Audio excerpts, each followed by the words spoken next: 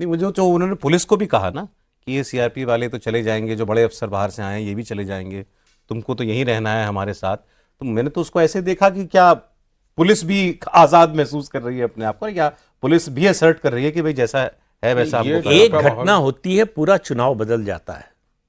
2007 में उत्तर प्रदेश में शिवपाल यादव ने किसी पुलिस वाले से, वो सीआईएसएफ का था शायद या सीआरपीएफ का था, उससे बदतमीजी की, उसने खींच के झापड़ मारा।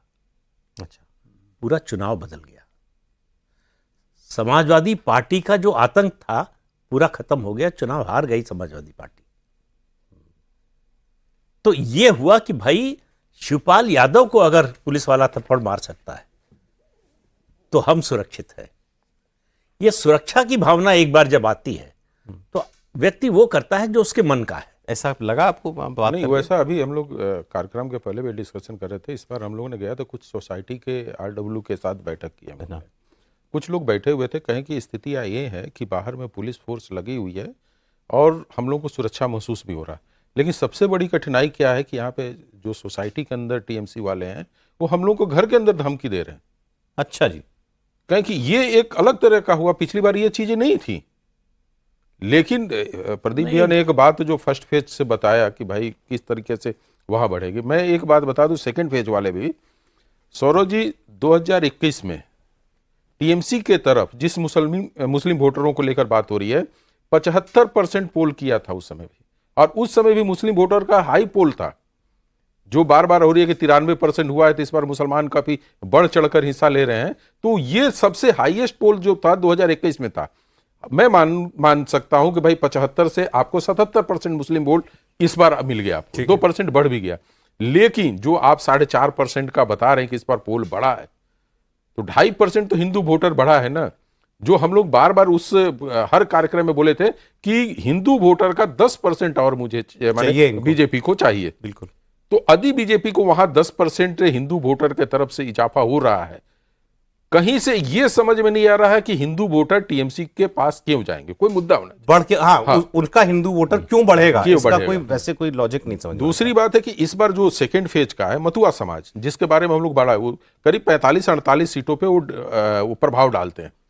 ये मथुआ समाज सीएए को लेकर बड़ा कॉन्फिडेंस के साथ बीजेपी के साथ है कि ये आज नहीं तो कल, कुछ लोगों को नहीं दिया गया, आक्रोश भी है कि भाई मेरा वोटर लिस्ट से भी नाम कट गया, मेरा अभी नहीं बना है। लेकिन उसके बावजूद उनको लगता है कि जो ये हमारी यहाँ की नागरिकता दी जाएगी वो बीजेपी ही दे सकती है। तो पिछली बार भी साथी थे इनके। नहीं, लेकिन इस बार बढ़ चढ़ के, पिछली बार तो डर के कारण उनको भी नहीं लाया गया ना, वो तो डर था ना। इस बार वो खुल कर आ रहे हैं मथुआ समाज के। तो ये जहां जो बढ़ोतरी हो रही है, ये सब समाज जो है एक साथ मिलकर यदि पोल करता है तो उसका इफेक्ट पड़ेगा। तो मुझे नहीं लग रहा है कि सेकेंड फेज में भी ऐसा कोई बीजेपी का, लेकिन हाँ ये कहना कि बीजेपी इस सेकेंड फेज में सबसे बड़ी पार्टी रहेगी, माने टीएमसी से बड़ी रहेगी, थोड़ा सा मुझे शक है कि वो टीएमसी ही सबसे बड़ी रहेगी, उसके बाद ही बीजेपी रहेगी। जो लोग कह रहे हैं कि बीजेपी जीत जाएगी, वो भी ये बात नहीं कह रहे कि सेकंड फेज में बीजेपी बड़ी पार्टी बनेगी टीएमसी से। जैसे बंगाल के बहुत सारे पत्रकारों से जब आप बात कीजिए, कुछ यहाँ भी है लोटियन जोन में भी, वहां के अपने आप को बड़े पत्रकार बोलते हैं, उन लोगों ने तो आज ये कमेंट कहा कि भाई हिंदी बेल्ट के पत्रकारों से बात करने में हम लोग को बड़ा शर्मिंदगी महसूस होती है। क्यों? इसलिए कि उनको पता ही नहीं है कि बंगाल में किस तरीके से इलेक्शन होता है और क्या करता है, उनको नॉलेज ही नहीं है। तो अभी इस तरह के कमेंट आप देखिएगा तो बड़ा समझ में आता है कि किस तरीके भी लोग हैं। इसी दिल्ली शहर में वेटरन जर्नलिस्ट हैं जो इस बात की चर्चा कर रहे हैं कि 15 अगस्त को जब लाल किले से ममता बनर्जी बोलेंगी हिंदी में, कैसा दृश्य 15 अगस्त को लाल किले से ममता बनर्जी बोलेंगे। उनका मानना है कि ममता बनर्जी जीत रही हैं और जीतने के बाद दिल्ली आएंगी और नेशनल पॉलिटिक्स में नंबर 1 की पोजीशन होगी और अगली सरकार बनेगी उनकी। वो क्योंकि ममता जी ने कह दिया ना कि मेरा सपना है दिल्ली से बीजेपी को उखाड़ फेंकना, तो उनको उसमें उन्होंने अपना सपना भी जोड़ लिया। सर, मैं कुछ इस इलेक्शन के की फिगर्स हैं उनके नाम लेता हूं, आप मुझे बताइए चुनाव में उनका असर, प्रभाव, और 4 मई के बाद आप कैसे देखते हैं उनको। पहले मोदी जी बहुत बड़ा, मतलब डिसाइसिव इम्पैक्ट। और किस चीज पर? सबसे बड़ा, सबसे कोर वोट जो ममता बनर्जी का है, महिला, उस पर सबसे ज्यादा असर अगर किसी ने डाला है तो प्रधानमंत्री नरेंद्र मोदी ने। अच्छा।